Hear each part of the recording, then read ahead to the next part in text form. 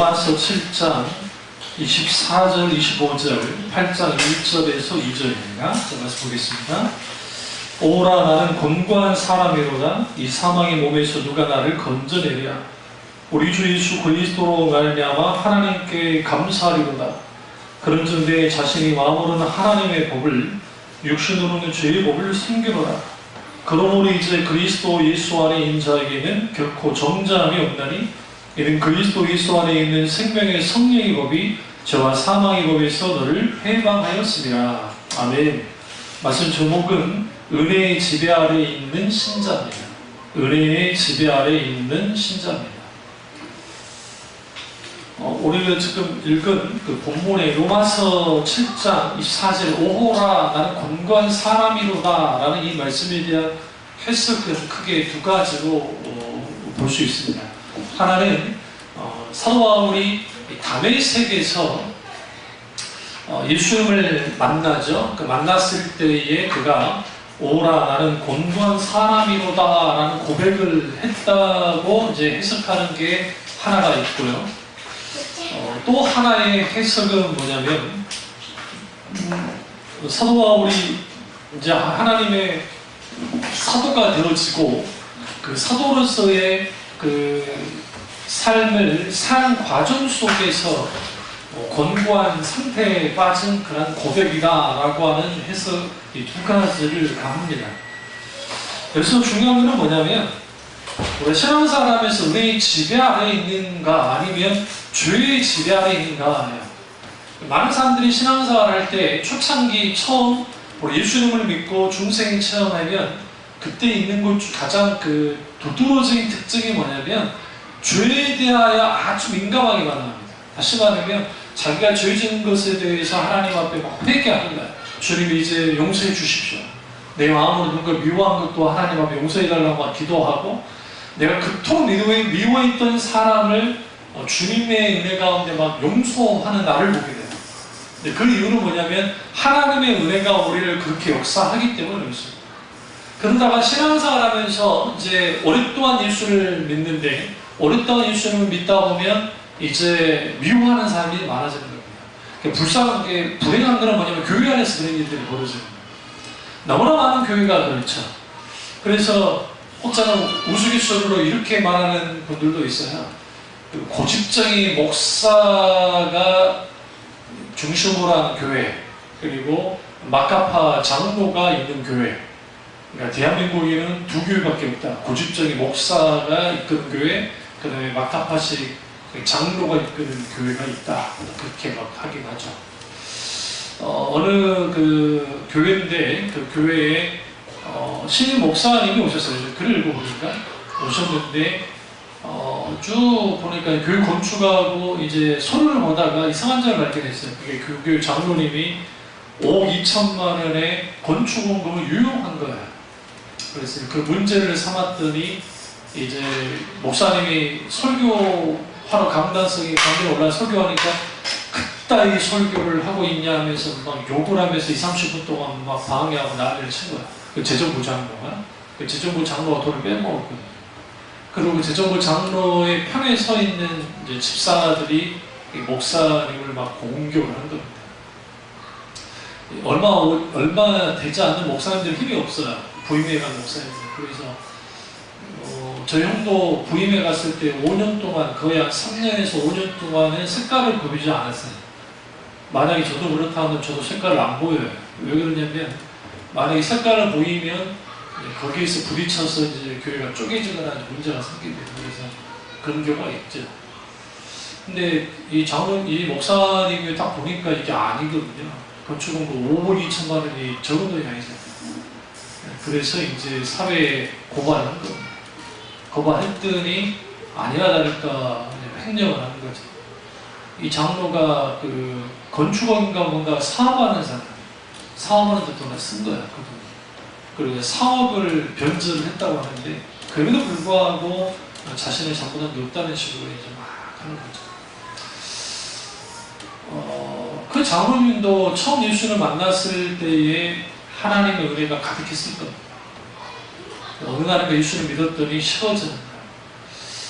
오늘날 한국 교회뿐만 아니라 세계에 있는 교인들의 가장 큰 오해는 뭐냐면, 처음 내가 예수님을 믿었을 때의 열정과 뜨거움이 내가 신앙생활 10년, 20년, 30년 하면 할수록 그 뜨거움이 식어지는 것이 당연하다라고 여기는 문화예요. 문화라기보다는 그렇게 여기는 거예요.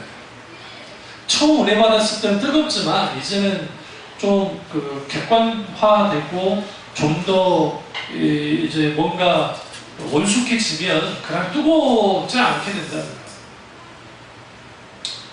그러면서 하는 말이, 그래서 우리가 말씀으로 살고, 말씀만 한 거다. 그럼 실제로 말씀에 대한 삶을 사느냐? 그렇지도 못해. 성경의 인물들을 보면, 사도 바울이나 사도 바울도 있지만, 그의 인생이 나이가 먹고, 인격이 원숙해지고, 신앙도 성숙해지면서 아주 주님을 향해서 뜨거워집니다. 이런 말씀하면 죄송한 말씀인데 70이 넘으셨으면 하나님 만날 시간이 더 가깝잖아요. 2050년에 여름과 겨울, 여름 연차는 길어진다는데 내가 2050년 딱 보니까 내가 내 나이가 몇 살인가 봤더니 완전 노땅입니다. 우리 아들이 50살이에요. 근데 우리 흔희 씨는 더 어려. 나보다 더 어려. 지금 내 나이보다 더 어리더라고. 그래서 이야, 헌이는 2050년대에도 괜찮겠구나. 2070년도 그때네. 헌이 나이는. 근데 이제 2070년대면 제가 90이 넘어가잖아요. 아멘들 안 하네. 빨리 죽어야 그래요. 주님 만날 날이 더 가까우면 더 뜨거워져야죠. 성경의 하나님의 인물들은 굉장히 뜨거워졌습니다. 그러니까 이게 소위 열방주의에 빠져간 말이 아니라 하나님의 아름다움에 대한 감탄과 그리고 그분의 하나님 되심으로 인한 경외함이, 그러니까 여러분, 우리는 하나님을 사랑하기 위해서 이 땅에 태어났고, 굉장히 중요합니다. 내가 하나님을 사랑하기 때문에 하나님께 영광을 드리는 삶을 사는 거예요. 그게 인생의 목표예요. 목적이고. 우리 뭘 위해서 태어났다고요? 사랑하기 위해서 태어났어요. 하나님을. 당신은 사랑받기 위해 태어난 사람. 기독교 노래긴 하지만 성경적으로 봤을 때 아주 위험한 노래입니다. 아니, 좋은 의미로는 이렇게 볼 수 있어요. 당신은 사랑받기 위해 태어났기 때문에 마땅히 사랑받는 존재로서 살아가십시오. 그게 하나님이 원하는 겁니다. 라는 것은 1차적인 거예요. 그러니까 만약에 그 복음성가 수준으로 끝나버리면 이 세상의 사람들의 삶이나 소위 크리스천이라는 삶이 크게 다르지 않아요. 세상 사람들이 왜 그 노래를 받아들였겠어요? 당신은 사랑받기 위해 태어난 사람. 그러니까 우리는 사랑받기 위해서 태어난 사람이구나 라고 하는 그것을 생각하지만, 사실 인간이 이 땅에 태어난 이유는 하나님의 창조의 섭리 가운데 태어났고, 그리고 우리가 이 땅에 태어남으로 인하여 하나님 그분을 알고, 그 알게 된 하나님을 깊이 사랑하고, 그 사랑을 깊이 사랑했던 하나님을 향해서 내가 신뢰하고, 그 내가 깊이 신뢰했던 하나님을 향해서 내 인생의 전부를 거는, 그리고 인생의 모든 목적은 행복이 아니라, 인생의 소위 말하는 목표 지점이 행복이 아니라, 우리는 우리의 삶을 살면서 그 삶의 중간중간에 하나님으로 인한 행복을 누리면서 하나님의 나라에 들어가는 거예요. 그렇게 하려면 은혜의 진리함이 있어요. 은혜가 많이 쏟아져요. 그 이유는 뭐냐면, 특별히 한참 아이들 육아하고 하는, 근데 힘든 분들은 힘들기 때문에 영적으로 껴있기가 쉽잖아요. 네. 그리고 우리가 좀 바쁜 삶을 살다 보면 그렇기도 하고, 그러니까 우리가 영적으로 이 사람이 병들었다, 안 병들었다는 어떻게 할 수 있냐면, 예배드는 태도로 너무 알 수 있어요. 일단 첫 번째. 두 번째는 기도에 열려라. 오늘 견나주 목사님 그걸 듣고 올라갔는데, 기도에 열려라. 성화와 기도라는 책이 있습니다. 그게 두꺼운 책은 아니에요. 근데 그 책에서도 잘 다루셨지만 우리가 하나님 앞에 기도할 때 어떤 사람이 이런 사람이 있어요. 기도해도 상관없는 사람이 있어요. 첫 번째 사람 부르기. 그러니까 내가 기도하지 않아도 괜찮은 거예요.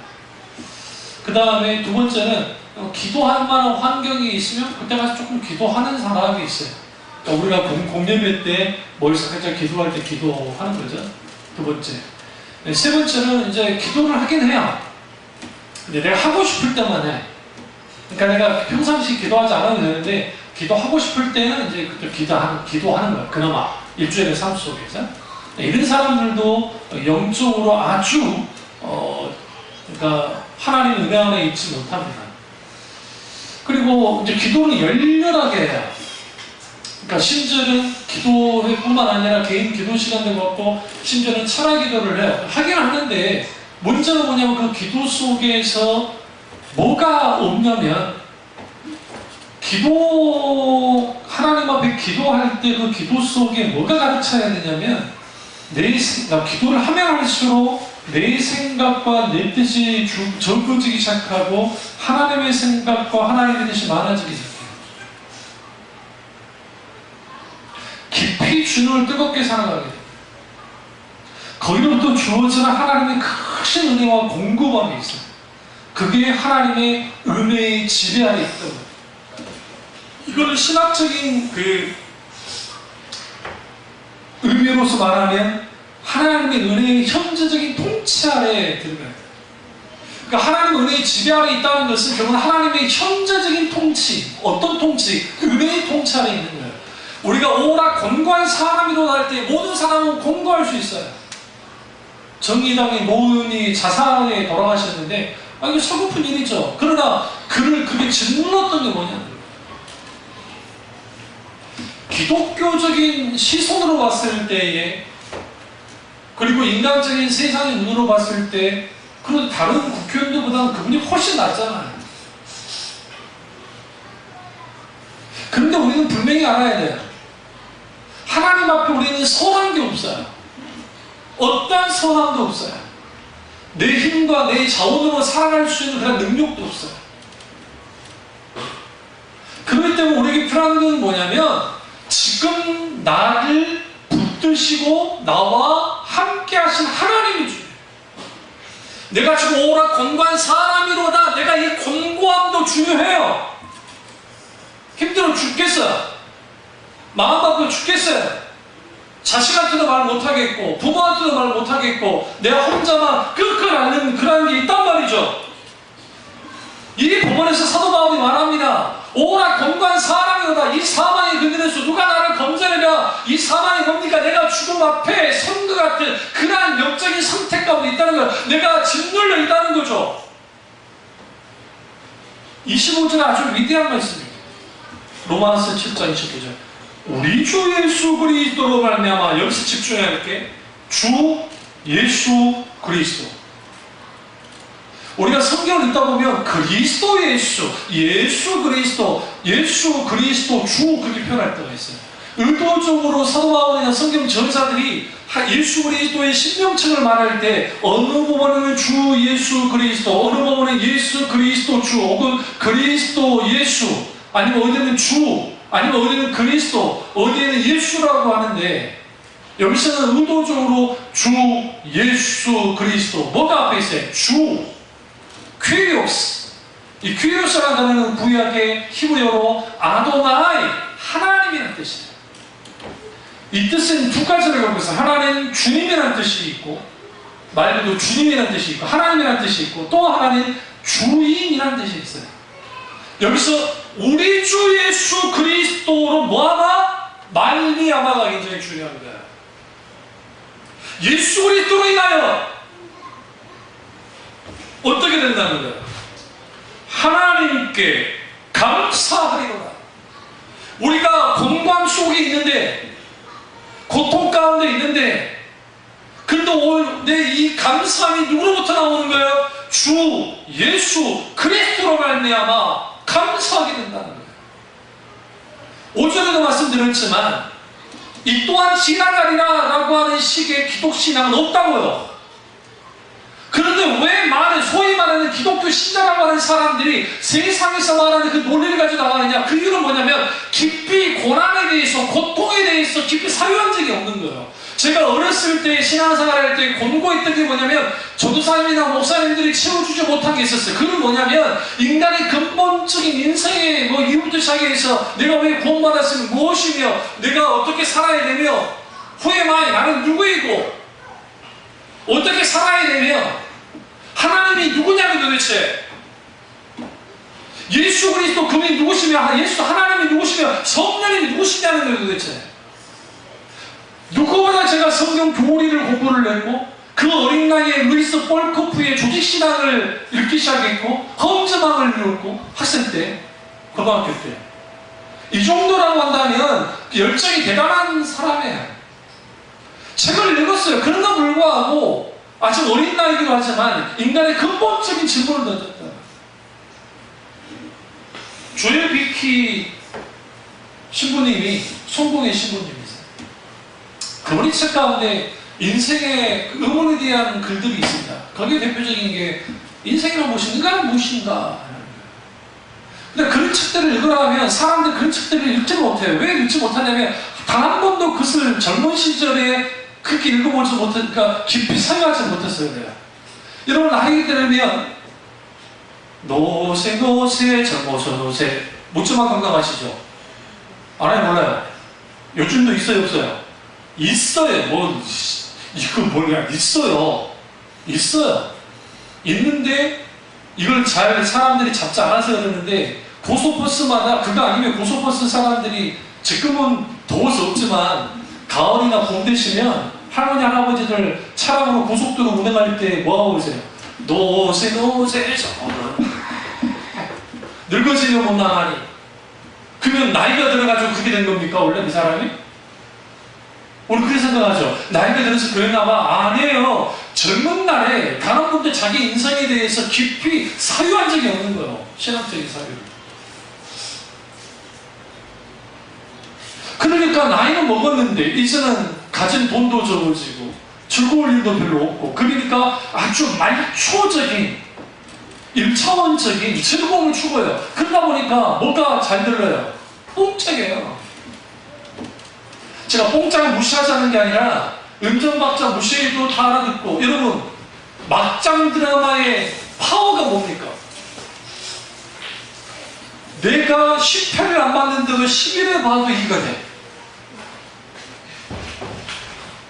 모르세요? 내가 10회를 안 보고 중간에 그 드라마를 봐도 이해가 다 돼. 그리고 대사가 잘 들려요 안 들려요? 들려요. 대사를 계속 반복해줘. 같은 단어를 계속 반복해줘. 누가 나쁜 인간이고 누가 좋은 인간인지를 알아요. 응? 거기에 무슨 많은 거대 담론을 이야기할 게 하나도 없다고요. 소위 그렇지 않다면 문화 읽기가 가능해요. 그림을 보고 그 다음에 드라마나 그 다음에 맘마미아 같은 영화 같은 것도 그렇고 전부 그냥 신의 지금 한참 하잖아요. 그 영화들.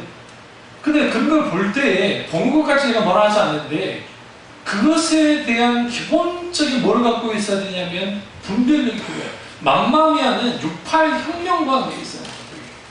시대적 배경이 그 시대예요. 그리고 아바라고 하는 이런 사람들이 나오게 된 게 그 이후의 삶. 그러니까 그게 아주 자유롭죠. 아빠가 5명이 어쩌고 스토리가 나오죠. 그게 일종의 그 시대는 보수에게 좀 저기 깨지는 거야. 기본적인 그 가족의 어떤 깨져서 그렇게 되는 거예요. 제가 왜 우리 애들한테 일일이 막 그런 말을 안 하는 줄 아세요? 제가 지금 머리도 없어서 설명 안 하는 게 아니라 설명한다고 듣지도 않을 걸 알니까 안 하는 거고 꼰대 소리 안 들으려고 이건 안 하는 거고 후에는 어느 정도 되어지면 애들에게 그것을 이해할 수 있는 눈들이 열려요. 그런 걸 그냥 지금 볼 수 있어요. 보는 거예요. 그리고 그들의 사고방식과 그들의 이런 대중 영화니까 그게 심각하게 볼 필요는 없지만 그럼에도 불구하고 거기에 지금 하고 있는 그 감독과 작가와 그리고 거기에서 하는 그 일종의 그들의 세계관이 먼저를 볼 필요가 있어요. 그걸 읽어내가면서 내가 오염되지 않는 거예요. 네. 우리 아들은 걱정이 없어. 두드러 까는 것밖에 안 보이거든. 그 세계관은 이제 폭력만 조심하면 되고, 그냥 그 어벤져스 1, 2, 3 뭐 그런 것만 보지. 그렇다고 또 미션 임파서블 같은 것들은 째짜라가 보지도 않아. 그런 건 안 봐. 그렇다고 또 뭐 슈퍼맨 같은 그것도 안 봐요. 반지의 제왕이라는 그런 거, 나니어 연대기라는 그런 거 보세요. 그러니까 우리가 하나님의 은혜로부터 떠나게 되어지면, 은혜의 지배로부터 벗어나면 다른 것의 지배를 받아요. 그러니까 우리가 하나님 앞에 나와서 처음 은혜 받았을 때 놀라운 하나님 은혜에 대한 경험들이 줄어들고 자꾸만 교회 와도 이제는 크게 하나님 은혜도 없고 하는 이유는 뭐냐면, 하나님의 지배 아래에 있던 사람들이 지배로부터 떠나기 시작해서 그런 거예요. 봐봐, 이제 내가 분명히 이혼했는데 헌이가 연이가 뭐냐면 내가 알아서 할게. 지금도 할 줄 모르지만 나 우리 애들한테 가장 기분 나쁜 게 그거예요. 우리 이삭이 지 엄마가 말하 내가 알아서 할게. 속을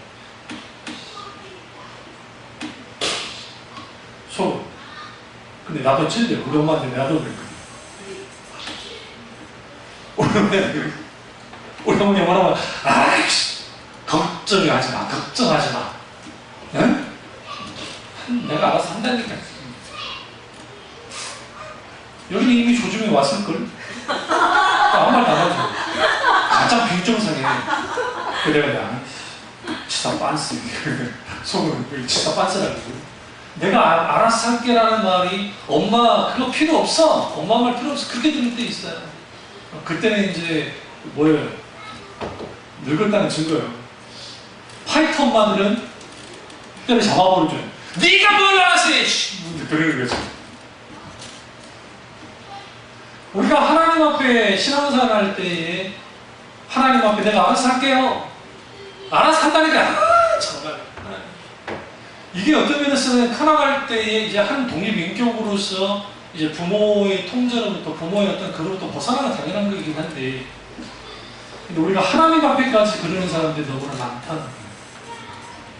그럼 왜 그러냐? 하나님의 은혜의 지배로부터 멀어지면 나 알아서 할게. 근데 진짜 알아서 해? 안 해요? 안 해요. 새벽에 깨워주는데 지가 일은 안 돼요. 하필이면 알람이 둘 다 이상해 나가지고 지 엄마는 못 일어나고 지 주인은 못 일어나고 속으로 센터가 있어요. 다행히 지각까지는 하지 않았나 봐. 그래서 지 엄마한테 잘했으면은 그것도 어떻게 또 그날따라 또 내가 늦게 일어났네. 저 6시 그쯤에 일어나는데 나는 또 안 일어났는데 이제 그런 얘기 모르겠어. 그러니까 우리가 이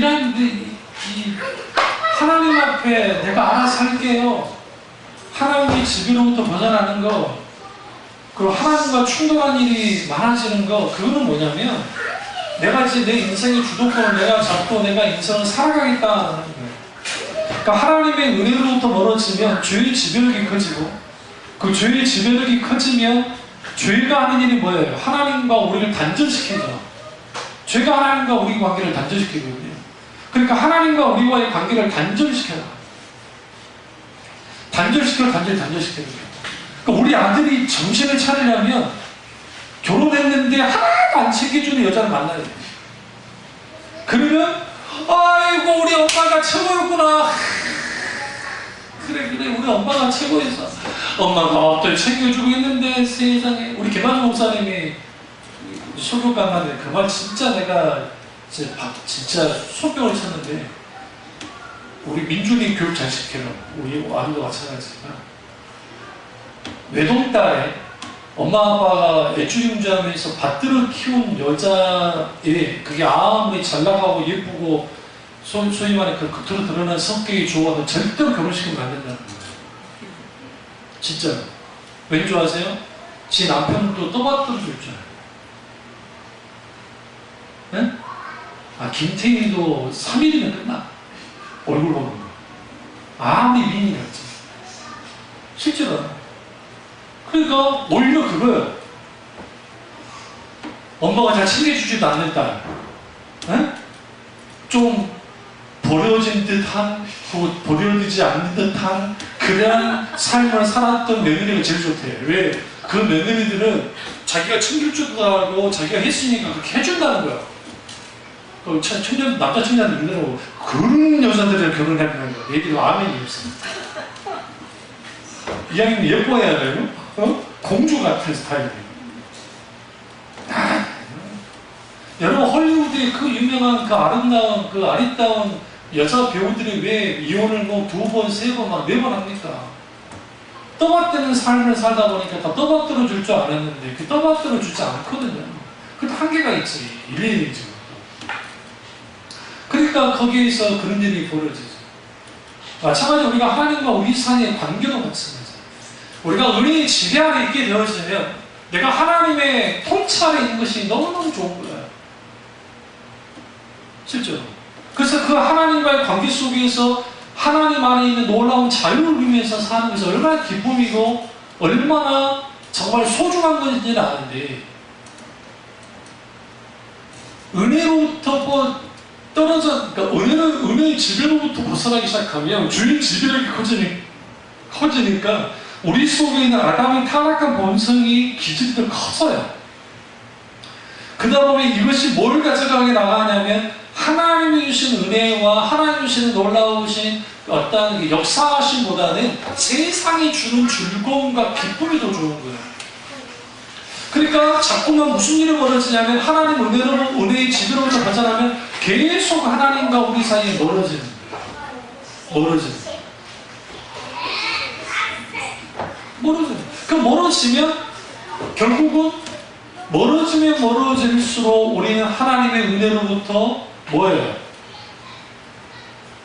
현재는 통치가 더 이상 우리에게 없게 되죠. 그 자리를 뭐가 차지하느냐? 세상 즐거움과 그리고 자기 욕심들 이끌어가는 그런 것들. 그런데 어느 시점 되어지면 식상해져요. 그리고 권태감이 나요. 여러분, 하나님을 향한 권태감은 쉽게 옵니다. 그런데 또 권태감이 되면 세상 즐거움이나 권태감도 이게 빨리 와요. 그러니까 사람들이 그 권태감으로부터 벗어나기 위해서 이제 여러 가지를 하는데, 그래도 안 되어지면 나가는 게 아주 안 좋은 거로 나가는데, 그게 뭐냐면 중독이에요. 중독. SBS 슈가 애셋 낳고 아이 키우는데도 바빠 죽겠는데 이거 땡길 일이 어디 있어요? 그것도 5억 넘게, 물론 그건 다 아니라고 하긴 하지만, 왜 그랬을까요? 그들의 주장처럼 세상 물정 몰라서 꼬임이 넘어갔기 때문에 그럴 수도 있죠. 결정적인 것은 뭐냐면, 이게 이제 연인이라는 것도 있고 육아의 스트레스도 있을 것이고 여러 가지 있었는데, 이것에 대해 풀어야 되는 거예요. 탈출구가 필요해요. 근데 이게 슈는 아주 안 좋은 쪽으로 간 거죠. 도박으로 간 거고, 어떤 사람은 이제 지름신으로 질러줘야 돼. 질러줘야 내가 그걸 통해서 내가 뭔가 좀 이게 풀려는 거야. 우리 조심해야 돼요. 뭘 조심해야 되냐면, 여행도 아주 좋은 거고, 쇼핑도 나쁜 게 아니고, 다 좋은 거 나쁜 게 아니에요. 그러니까 다 가치 중립적인 것들. 낚시 뭐가 나빠요? 좋은 거잖아요. 그러니까 이덕화 씨가 낚시가 아니었으면 자기는 폐인이 됐을까라고 말하는데, 근데 이제 이분은 너무 낚시에 빠져 있잖아요. 너무 낚시에 빠지는 분이, 여러분, 부인들이 가장 싫어하는 인간들이 누구예요? 낚시. 왜? 낚시 가는 것도 문제지만 돈을 엄청나게 써야 돼요. 돈이 있어야 낚시해요. 바다 낚시는 더더군다나 백사 줘야지. 그거 낚시 때 수백만 원짜리도 있어요. 그거 해야지.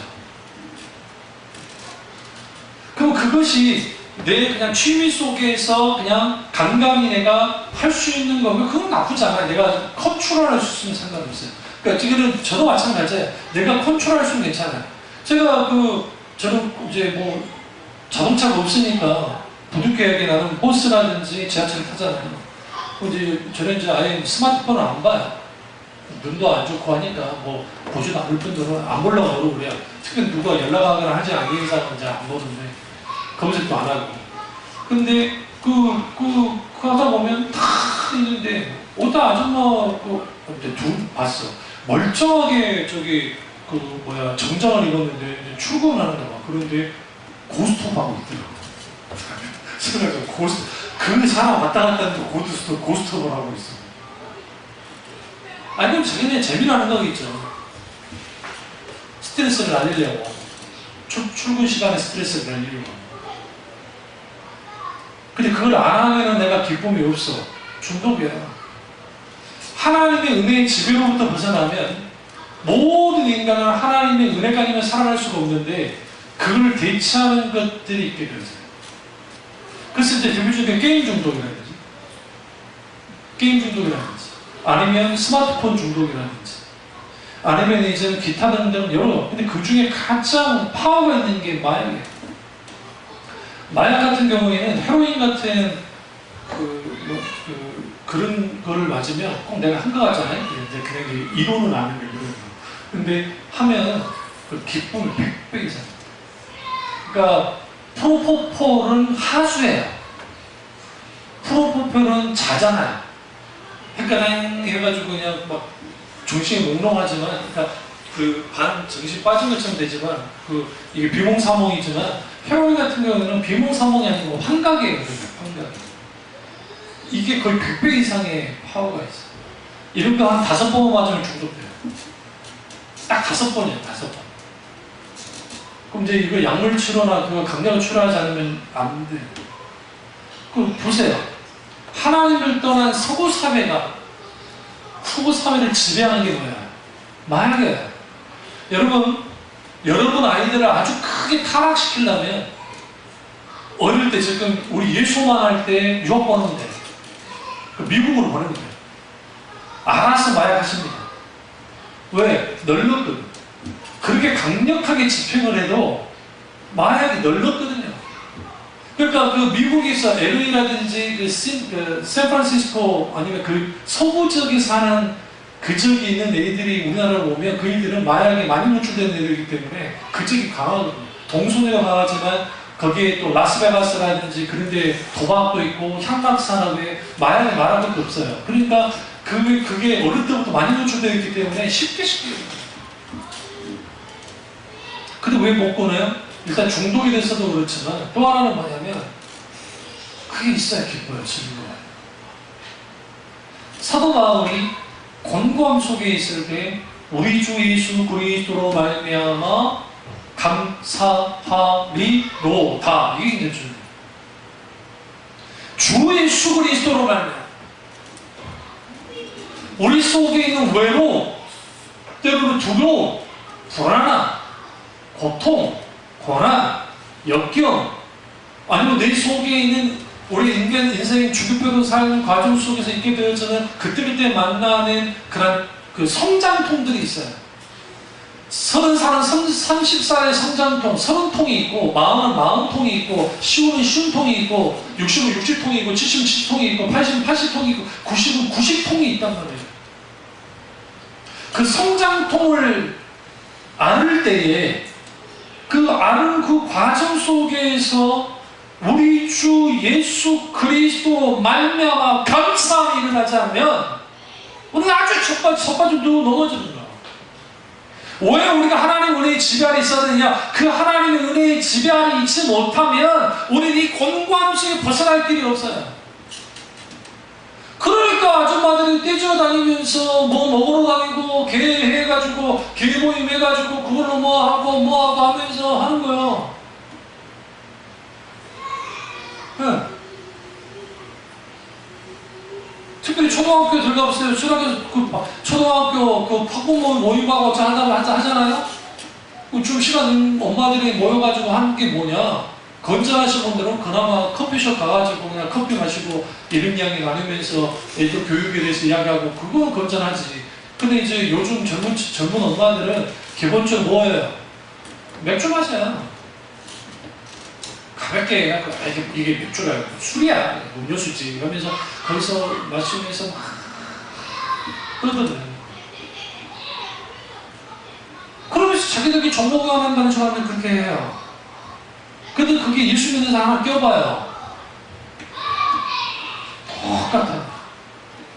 똑같아져. 그뿐인가? 소위 말하는 교회 집사, 여자 집사에 나는 상관없어. 아주 술고로들이 많아가지고. 네? 문희는 교회 집사인데 여자 집사임에도 불구하고 술 먹는데 빠지지 않는다는 얘기예요. 그럼 왜 이런 일들을 가볍게 생각하고 쉽게 하느냐? 그 이유는 뭐냐면 하나님의 은혜의 지배로부터 벗어나잖아요. 그러면 하나님께로부터 주어지는 선한 어떤 성품과 선한 행동들이 이제 더더군다나 거추장스러우니까 벗어나가요. 그러니까 죄의 지배하러 들어가요. 그러면 죄는 하나님과 우리를 단절시킨다 했죠. 하나님과 우리 사이의 관계를 단절시키고 그리고 하나님께 또 멀어지게 만들고. 그러면 뭐가 지배력이 강해지냐면 죄가 지배력이 강해져요. 죄가 지배력이 강해지면 거기에 즉각적으로 나타나는 현상이 뭐냐면 예배에 있어서 문제가 생기고 또 하나는 기도예요. 기도의 열렬함이 사라져요. 그러니까 소망의 삶을 살지 못하는 거예요. 거룩해 정하는 삶을 살지 못하는 거예요. 그렇게 되어지니까 자꾸만 우리는 뭐 하게 되냐면 인생의 허무함으로 신앙이 더 이상 내게 영향 끼치지 못한다. 이걸 뭐라고 하냐면 신앙의 관념화. 그러니까 신앙이 관념적이면 이게 신앙이 사실적인 실제적이지 못하기 때문에 내가 어떠한 질문을, 어떠한 의문을 갖게 됐을 때, 인생의 의문이든 신앙의 의문이든 했을 때, 이걸 그러니까 내가 대면해서 이거를 해결할 수 있는 그런 이소스, 영적인 자원이 없는 거예요. 왜요? 깊이 하나님을 사유하며 신앙생활 하는 게 아니니까. 대부분이 여러분 우리 교회 적으니까 여러분이 신앙생활을 이렇게 하지, 좀 큰 교회는 활동이 많아요. 저는 출신 자체가 개척교회와 상관없는데도 자라나는 사람이지. 1000명이 넘는 교회에서 자라났다. 거기서 쭉 자라나왔고. 그러니까 어떤 예배이든 뭐든 늘 사람들이 바글바글 했고, 교육자만, 그러니까 심지어는 우리 목사님이 의식이 있어서 장애, 그 당시 86도에 장애 갖고 다리 이렇게 저런 분이 이렇게 못 바래가지고 그분이 신학을 하게 만들어갖고 그분으로 지체장애부터 시작해서 전신장애에 이르기까지 예배를 드리고 있다는 거예요. 쾌활하게. 그러니까 우리가 교회가 얼마나 깨어있는 교회예요. 생각해보세요. 근데 그 교육자가 5명이 넘고 보목사님 계시고 담임 목사님 계시고 원로 목사님 당연히 계시고 그러니까 그런 데서 자라났기 때문에 교회 생활이라는 게 뭔지는 확실하게 알아요. 우리 형 목사님이 목회를 무난하게 잘하는 이유가 뭐냐면 교세가 있는 교회에서 자라나왔고 거기에서 학생회장 청년회 회장까지 다 했었고 그 다음에 또 훈련을 잘 받고 나왔고 그 다음에 교사가 있는 교회에서 전도사로 오래 있다가 담임 목사를 가니까 여기는 뭐 걸릴 게 하나도 없는 거야. 문제될 게 하나도 없고. 그런데 주로 사람들이 뭘로 끌고 나가냐면 거기에 있는 그 활동, 그러니까 예배라는 공적인 예배 시간도 중요하지만 거기에 있게 되는 여전도 모임, 남전도 모임, 구역 모임, 셀 모임, 무슨 모임 해가지고 모임을 갖고 하면서 거기서 그게 참 좋긴 한데 문제는 뭐냐면 그렇게 하는 속에서 실제로 그 사람이 왜 하나님께 나왔어? 진짜하게 내가 믿고 있는 하나님이 진짜인지 가짜인지 그리고 내가 믿고 있는 하나님이 어떤 하나님인지 그리고 그 하나님이 내게 있어서 어떤 분인지 그리고 내 인생을 하나님이 책임진다면 주님이 나를 어떻게 책임지실지 이에 대한 진지한 질문과 깊은 사유를 하지 않아요. 그냥 교회생활하고 그냥 하면은 거기에서 뭐 이렇게 하면 된다 저렇게 하면 된다 신앙 공식들을 나열하면서 일종의 불교, 유교, 샤머니즘, 기복신앙, 인본주의 신앙, 율법주의 신앙 죽은 정통주의가 짬뽕이 돼가지고 그 안에서 버물러져서 담임 목사님 설교와 거기에 있는 가르침들을 요청하고 그다음 유명한 목사님들 설교를 듣고 그거 받아들이는 거 그걸 통해 신앙생활 한단 말이에요. 막상 어떤 사람이 와가지고 당신은 누굽니까? 라고 물었을 때 여러분 뭐라고 대답하시나요?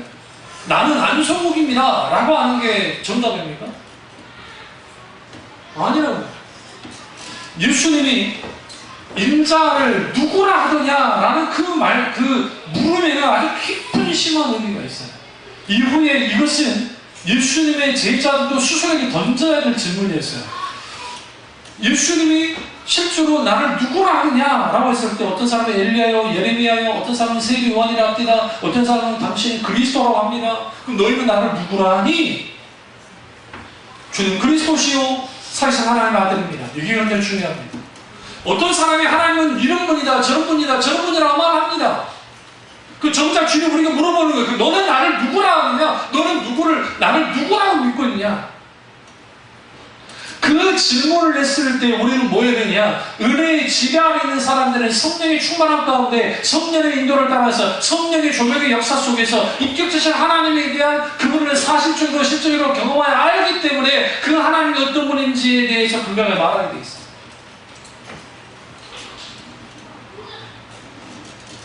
신앙의 깊은 사유할 수 있는 그게 드러난 게 뭐냐면 로마서와 시편을 보면 알 수 있어요.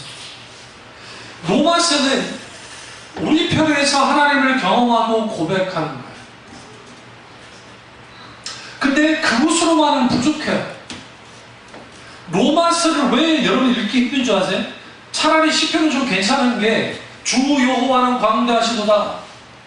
하늘도 찬양하며 물도 찬양하며 온 만물들아 손바닥을 치며 찬양할지어다 하니까 또 신앙 고백 우리 속에 있는 그 하나님을 경험했고 그 하나님에 대해서 이렇게 영광을 드리는 그런 것이구나 라고 하는데 로마서는 하나님이 이런 분이시다라는 것을 로마서에서 분명하게 말하고 있어요. 그 대표적인 게 불속하신 하나님이에요.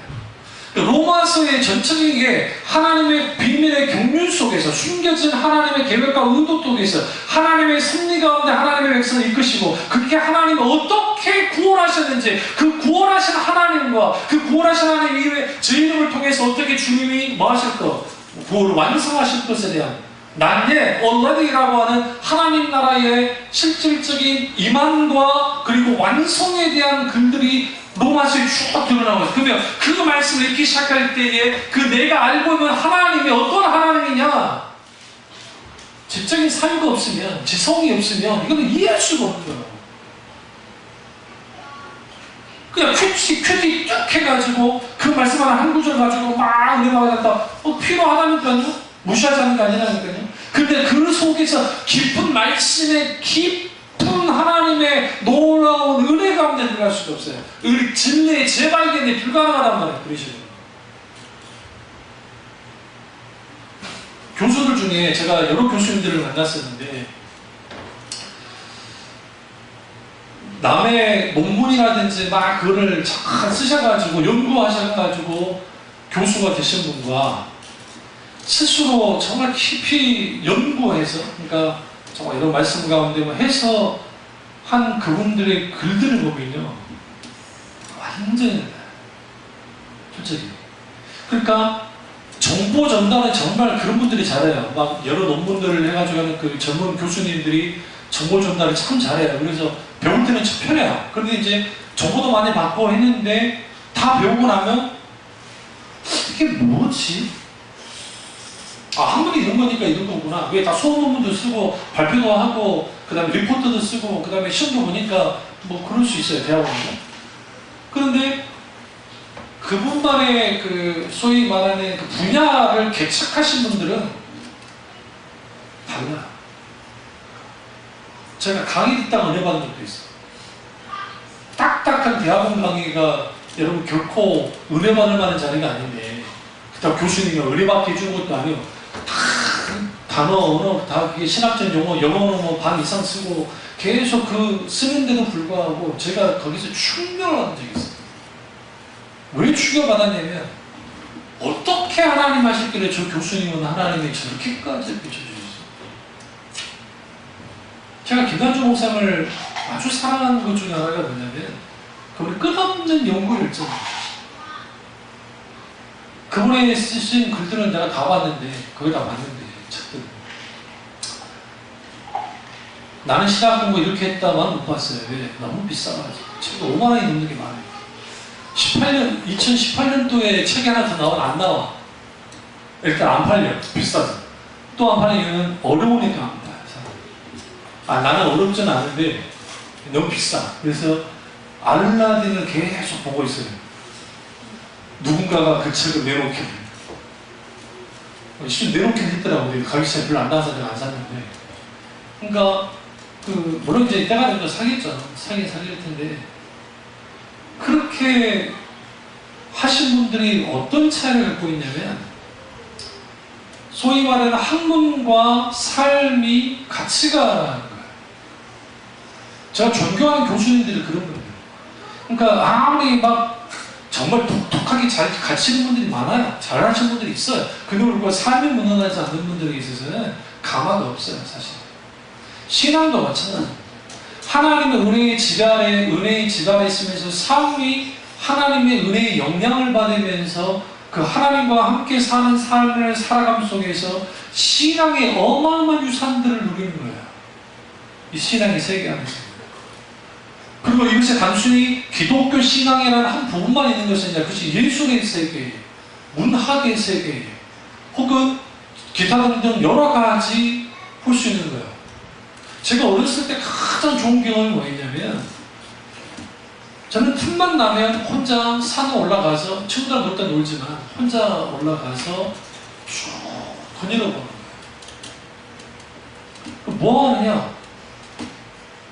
풀내음, 그 다음에 꽃내음, 그리고 흙냄새, 그리고 풀벌레 우는 소리, 바람이 스쳐 지나가는 그런 바람결, 그리고 새가 있고, 그 다음에 뭐 기타는 그런 게 자연스러운 거잖아요. 탁탁 걸어가는데 이렇게 조금 더 올라갈 때, 너무 더울 때 그렇지만 탁 하다 보면 나도 모르게 깊은 한가함이 있어요. 그러니까 편안함이 있어요. 거기다 조금 더 가면 개울 소리가 나고, 개울가가 가면 이거는 이제 그만, 이제 금산첨화. 거기에서 쭉 있다 보면 나도 모르게 어렸을 때 상상을 많이 했어요. 상상. 아버지가 워낙 이상한 분이었기 때문에, 술주정병이었기 때문에, 그때는 내 만화 영화에 미쳐 있어가지고 시네마 전연성을 했어요. 그러니까 이제 나 혼자 상상하는 거예요. 그래서 나만의 이걸 이제 굿 이미지미네이션, 좋은 상상력을 하는 얘기 뭐냐면, 은하철도 999가 한참 유명했는데, 내가 친구들이랑 우리 저 위에 그 무덤이 있는데, 무덤들이 거기다가 나무로 레일을 깔아가지고 이걸 아마 토대랑 얼마나 재밌을까. 그래서 이제 설계도까지 그려보고, 또 톰소의 모험에 미쳐가지고 우리끼리 음악 지어가지고 하게 됐고, 3일 천안은 끝났어요. 우리 잘 놀았는데 3일째 됐는데 거기에 사고자가 나와가지고 도망쳤죠. 큰일 날 뻔했어. 누군가 하나 죽었을 거야. 뱀 나와가지고 그다음부터는 거기 안 갔어. 거기 왜 뱀의 집이다 생각해가지고. 그러니까 그런 것들. 그러다 보면 거기에서 이제 중학교 1학년, 2학년이 딱 1학년이 됐었는데, 이렇게 지금 그 가을 하늘에, 청명한 가을 하늘에 비가 좀 지나온 다음에 그 구름이라는 것이 아주 아름답습니다. 그러니까 우리 지금 서울은 공기 자체가 탁하잖아요. 근데 요수는 요천공단 빼놓고는 탁할 게 없어요. 공기가 아주 많아요. 그러니까 구름도 잘 보여요. 시멘트 바닥에, 그늘 시멘트 처마 바닥에 딱 누워가지고 하늘을 딱 쳐다보면 그 수많은 구름들이 확 져요.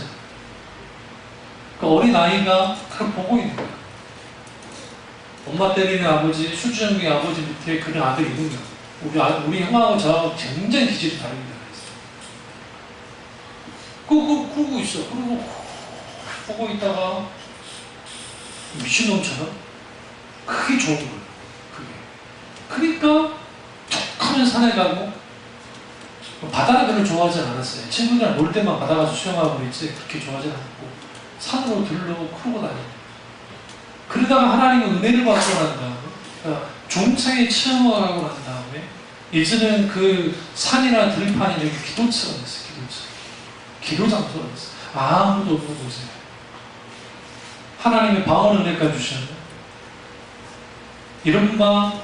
이른 시절에 산기도 한 거예요. 저녁 무소리도 못하겠고. 그래서 거기서 기도하는 거예요. 근데 기도하는 것만으로는 이게 안 되게 있어요. 그러니까 하나님 어느 날 감동 주는데, 야, 내가 네게 그 노래로서 한번, 그러다가 또 이제 노래를 불렀네. 혼자서 아무도 없으니까. 그 교회에서 불렀던 뭐 달리다부터 시작해가지고 뭐 괴로울 때 주님 얼굴 보라. 그래서 막 찬양을 막 부르다가 찬송가 십자가 십자가 내가 처음 볼 때에 나의 마음에 큰 고통 사라져 올 믿고서 내 눈 밝았네 참 내 기쁨 영원하도다. 주님을 깊이 묵상합니다. 하나님의 말씀에 대한 사모함이 불뜻이 일어나니까 그 말씀을 깊이 느끼셔요. 그런데 말씀이 잘 읽어지지 않아요. 그게 뭔지를 모르겠어요. 시대적 배경을 모르겠으니 그러니까 이렇게 기도했어요. 하나님 꿈에서 성경의 파노라마 스토리를 다 보여달라. 창세기부터 계시록까지 부탁합니다. 안 해주시는. 그래도 지겨워도 성경을 읽었어요. 읽었는데 어느 날인가 하나님의 말씀이 살아서 역사하시고 내 속에서. 그리고 갑자기 하나님 중3이 됐는데 갑자기 그런 감동을 하는 거예요. 기타 안 배울래. 그래서 우리 아성주한테 기타 좀 가르쳐달라는데 제가 기타 빌려와가지고 집에서 한번 주법 연주하는데 못한다고 성질을 부리고 막 죄송합니다. 지가 연대를 못해요. 그래서 내가 더러워서 안 배운다 그랬어요. 더러워서 안 배운다.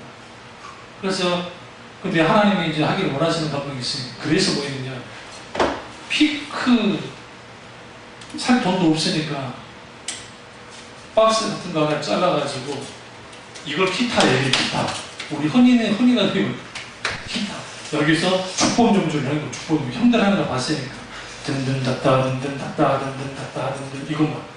근데 이제 그냥 하는데 가사로 이거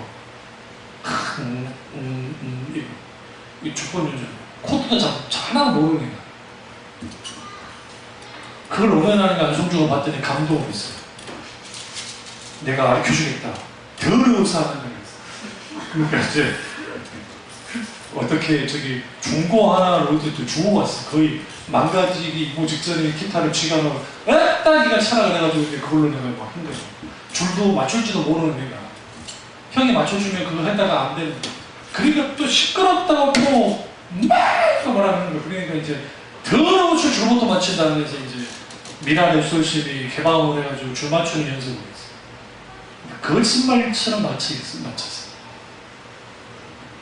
그리고 그걸 좀 하니까 딱 3개월이 되니까 기타를 어느 정도 잡기 시작했고 그 다음에 웬만하면 주법으로 해서 기타를 치기 시작했어요. 그러고 난 다음에 뭐 있냐 그 고물 기차를 들고 들로 올라가서 하나님 앞에 찬양했어요. 하늘문이 확 열리는데 이 표현은 진짜 하늘문이 열렸다는 게 영적으로 하늘문이 확 열리는데 거기에 하나님의 놀라운 은혜의 빛이 강력하게 비치셔요. 그게 대낮에 그럴 일이 벌어질 수가 없는 게 내가 무슨 열광주에 빠져가지고 열광 가운데서 막 이렇게 막 발광을 해서 모르는데 그냥 기타에서 그냥 찬양을 했는데 하늘을 확 열리는 하더니 천상의 하모니가 돼요. 천사들이 찬양해요. 내 귀에 우리 저기 엄청난 장엄한 음악이 있죠. 그 음악처럼 확 들리는데 이게 충격이에요. 충격. 감히 서 있을 수 없어서 엎드려요. 뭐 거기 하나님의 육성의 음성은 들리진 않았지만 그때 내가 흐뭇게 울면서 했던 말이 이거예요. 하나님의 나 같은 자식을 어떻게 이렇게 찾아오시죠? 하나님의 은혜가 부어지면 이러한 놀라운 하나님의 은혜의 역사가 초창기 있는 게 아니라 은혜가 우리 가운데 세월의 연수가 지나면 더 깊어집니다. 하나님의 사람들은 그랬어요. 다윗 보세요. 다윗이 노년을 갈수록 하나님에 대한 신앙이 더 깊어집니다. 더 뜨거워집니다. 더 열정적이 됩니다. 그래서 하나님이 그의 모든 것이 되어져요. 은혜의 지배 안에 있는 사람들이 그런 사람. 그럼 왜 우리가 은혜의 지배 안에 있지 못하느냐? 그 이유는 우리가 하루의 삶을 살 때 하나님 생각 그렇게 많이 하지 않는 겁니다. 얼마나 하시나요? 당장 점심 뭐 해 먹지? 뭐 해주지? 아니면 내일 직장 나와서 뭐 하지? 그런 것에 생각을 많이 하지 정작 하나님 생각할 시간이 없어요. 또 하나는 하나님의 말씀을 읽을 시간조차도 내지 않고 기도로 고사하고 하나님 그분을 깊이 사유하고 묵상하는 시간조차도 없단 말이에요. 그렇게 신앙생활을 1년, 10년, 20년, 30년 하면 권사도 되고 장로도 되고 목사도 되고 뭐 누가 대가 해가지고 해보세요. 그럼 물어봅니다. 누군가가 어떤 뭐 초신자들 누군가가 젊은 청년들이 권사님의 하나님은 어떤 하나님이신가요? 쉬, 똑바로 겁니다.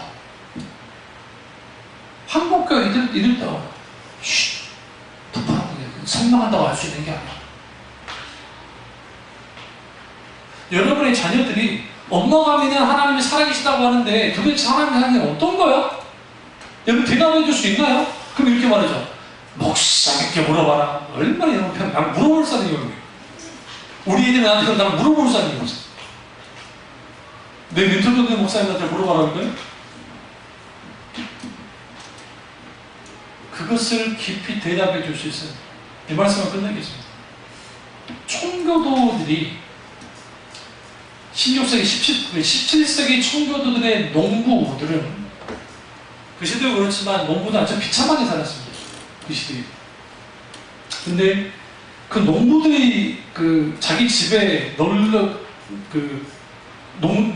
짓는데도 그렇고 그 널려있는 책이 뭐냐면 즐거우라고 하는 신학책들을 읽었어요.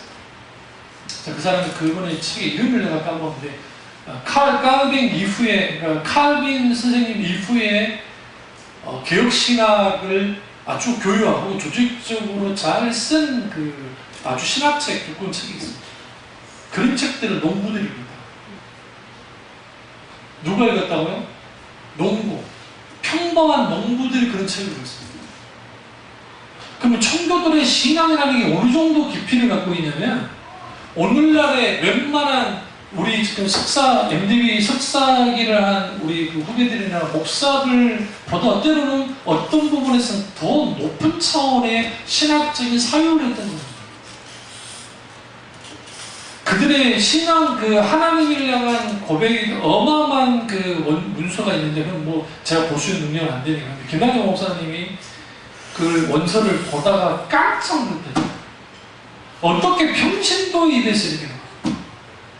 어떻게 평신도 그래서 이런 글이 나오냐는 거예요, 도대체. 신학자도 아닌데. 그런데 그들은 신학자였어요. 슐라 에르마허라고 하는 소위 말하는 자유주의 신학의 데이블 아버지라고 하는 사람이 나오고 난 다음부터 신학은 목회자가 그 이후에 목회자만 하는 것이고 나머지는 신학하지 않는 것이라는 것을 가지고 나왔다고.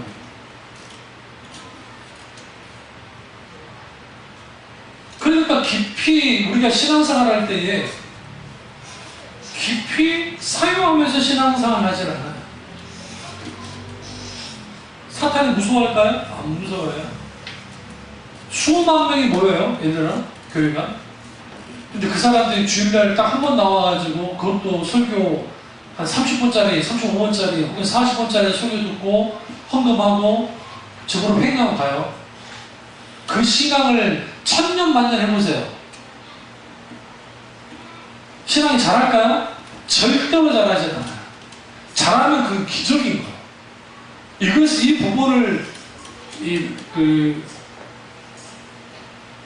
목사님은 까먹었는데.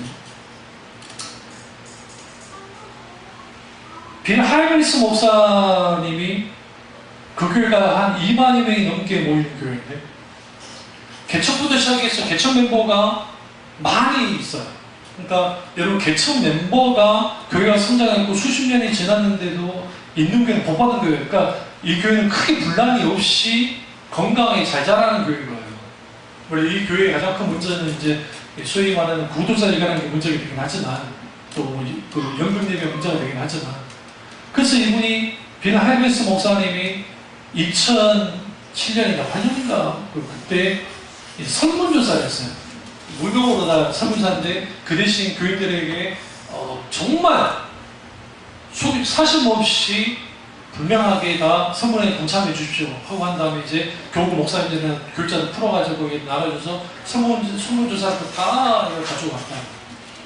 그리고 이제 그 전문 그 목사님들이 그걸 다 분류하고 리스트 만들고 했는데 빌 하이베스 목사님이 충격을 받는 거예요. 어떤 충격을 받았느냐? 당신은 영적으로 성장했다고 생각하십니까? 라고 하니까 90% 이상이 성장하지 못했습니다. 우리의 영적 상태는 예전에 처음 교회 다녔을 때는 별반 다를 게 없습니다. 미국 사람이니까 이게 가능한 거예요. 그 사람들은 적어도 거짓말 안 하는 거예요. 잘 안 하는 거예요. 우리 같으면 긴가민가하면 근데 전적으로 해야 되는 거예요. 지금 하나님의 예배 드릴 때 그 하나님의 임재와 말했던 하나님의 은혜의 지배 아래 있는 그런 삶의 사람이 얼마나 되니까 하라고 하니까 거의 뭐 5%도 안 됐어요. 5%도 많은 거죠.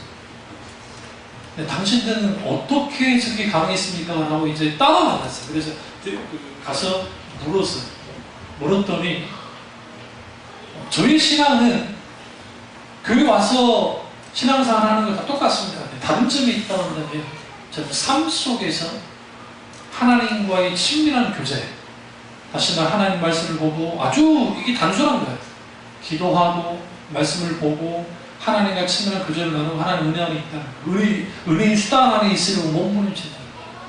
때로는 안 될 때도 있지만 충분히 찾습니다. 놀라움이 있다고 한다면 그 하나님의 놀라움 그렇게 일주일의 삶 속에서 하나님께 개방하고 하나님과 함께하는 삶을 살고 그렇게 살지 못하는 때도 있긴 있지만 그래도 하나님의 은혜 가운데 있게 되어지면 그 주일날 선포되는 말씀 가운데 있게 되어지면 나도 모르는 또 시너지 효과, 그러니까 하나님 주신 놀라운 시너지 효과들이 있다는 거예요.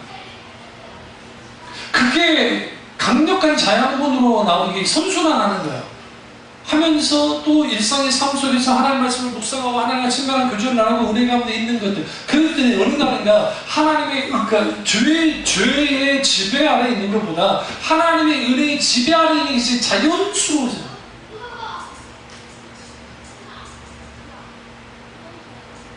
당신은 뜨겁습니까? 네, 뜨겁습니다. 누구 대하여 뜨겁습니까? 예수 그리스도에 대하여 뜨겁습니까? 왜 당신은 예수 그리스도에 대하여 뜨겁습니까? 그분이 나의 세비어, 구원자시고 나의 주인이시고 나의 목자이시기 때문에 그분이 나의 구원했음에 대한, 그러니까 그 하나님이 나를 구원했다는 거, 그리고 내가 그분의 자녀가 되고 아들이 되고 자녀가 되었다는 거, 그리고 하나님의 정말 주님이 주시는 그 왕같은 제사장이고 주님의 권세 아래 있는 하나님의 백성, 자녀가 됐다는 그 사실 자체가 나를 이렇게 뜨겁게 만들어요. 당신의 삶은 어떤 삶입니까? 세상에 대하여 살 때 나는 성과 속이 따로 있다 생각지 않는다는 거예요. 놀라운 건 뭐냐면 전도를 누가 제일 많이 했느냐? 그들만 했어요. 그것도 물었어요. 교회 나오라고 하신다고. 아니라 절대로 그렇게 먼저 접근하지 않는다. 나 있는 그대로 내 삶을 보여줬어. 그냥 묻는 거야. 너는 왜 항상 그렇게 기쁘니? 뭐가 그렇게 즐거워? 너 안 기뻐? 이상하다. 난 기뻐. 그럼 너는 뭐 한 일 잘하는? 그렇진 않아? 우리 뭐 공부 잘하지 못하니? 괜찮아. 그런데 크게 문제될 게 있냐? 근데 너는 늘 싱글벙글이야? 표정이 그렇게 왜 이렇게 좋은지? 그 이유는 하나 있지. 뭔데? 예수 때문에. 처음 비웃는데요, 그 사람. 웃기고 있네. 다른 게 있겠지. 예수 때문에. 그 주님과의 삶 속에, 주님과의 만남 속에 있게 되는 그 기쁨이 자연스럽게 영향을 끼치게 하니까 관계전도가 되는 거예요. 그 사람들이 보고 죽게 돌아오고 있어요. 이런 은혜가 은혜의 지배 아래 있는 사람들이 가능한데, 오늘 제가 이 은혜의 지배 아래 어떻게 들어갈 것인가를 말씀드리지 않느냐. 다음 주에 말씀드립니다. 어떻게 은혜의 지배 아래 들어갈 것인가. 근데 이게 부단한 뭐가 필요하냐면 노력이 필요합니다. 선한 능지가 필요합니다. 그래서 우리에게 하나님이 지금도 말씀하세요. 오라 공간 사하나미로다. 이 사하의 그는 누가 나를 건져내랴. 우리 주 예수 그리스도께 감사하리로다. 말미암아 감사합니다. 성령의 법이 죄와 사함의 법에서 우리를 뭐한다? 해방해 줍니다. 그 해방해 주시니까 우리는 더 이상 세상에 눌리지 않는다. 공부할 수는 있으나 우리는 그 공부함에 아주 주저앉잖아. 뭐가? 하나님의 은혜가 있기 때문에. 하나님의 은혜는 목사님의 설교를 통해서도 은혜가 있게 되어지지만 우리의 삶 속에서 다양하게 우리 가운데 있어야 돼요. 여러분의 그것이 지배해야 돼요. 삶 속에서. 그 속에 간간히 주시는 하나님 은혜가 있어요. 그게 찬양으로든 기도로든 아니면 말씀으로든 무엇으로든 그렇게 주어졌을 때 거기로부터 우리는 뭐 하느냐? 은혜의 지배하에 들어가게 되는 거죠. 빈번한 죄로부터의 실패했던 넘어졌던 내가 주와의 싸움에서 승리하기 시작하고 하나님에 대한 뜨거운 열정이 생기자 우리의 예배가 달라지고 기도가 달라지고 삶이 달라지고 내 입에 입술에 고백이 달라지는데 그러나 놀란 하나님 은혜가 저와 여러분 있기를 주님의 이름으로 축원합니다. 기도하겠습니다. 기도하실 때